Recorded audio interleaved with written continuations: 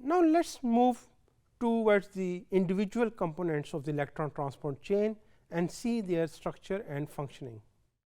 As you know, the electron transport chain is located in the mitochondria, specifically in the inner membrane of the mitochondria.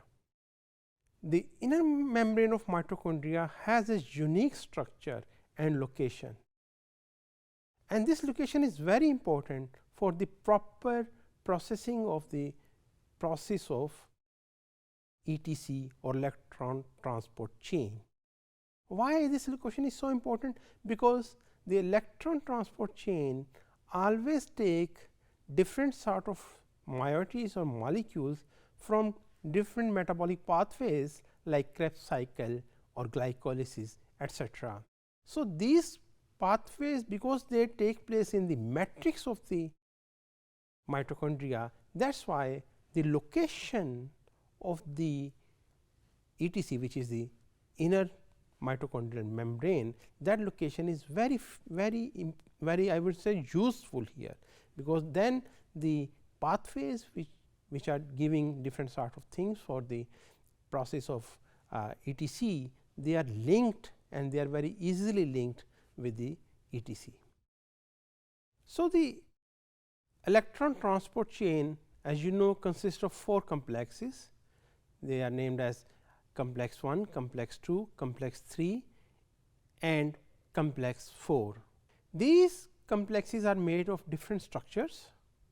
They contains electron carriers.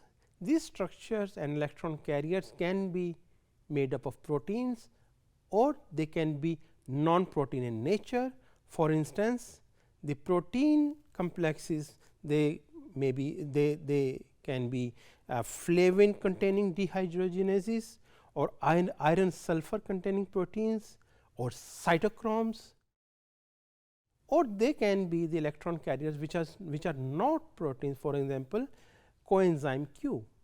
So, they may be proteins or non-proteins, but actually they are performing the same function, or at least for the same purpose, that is the movement of the electrons. The electrons carrier has these carriers which we have been describing, they have different redox potential, and that is very important.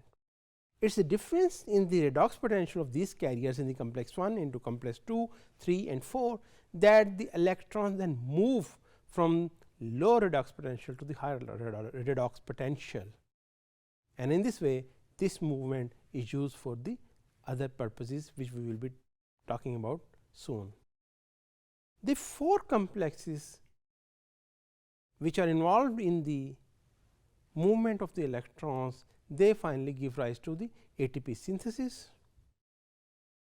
The unique composition of the complexes plus the location of the electron transport chain plus the overall environment of the mitochondria, they all contributes towards the synthesis of ATP during the process of ETC and some other processes. Now, let us have some questions.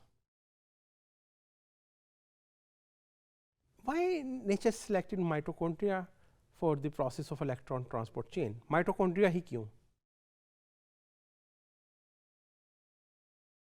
एक से ज़्यादा complexes हैं, complex 1, 2, 3, 4. Why not only 2 complexes? Why not electron move from only 1 to 2 complex number 1 and complex number 2, and that is all, and you get the energy. Why 4 complexes are used here? Why not 3, 2 or 1? Why the electrons have to move in the first place? क्यों move कर रहे हैं भाई?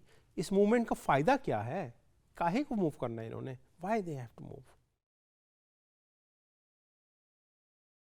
Finally, a little bit the structure question about the structural aspects, that why these complexes are embedded into the membrane. What could be the physiological benefit of this, that the complexes are embedded into the inner mitochondrial membrane? They might have been in the matrix also. you.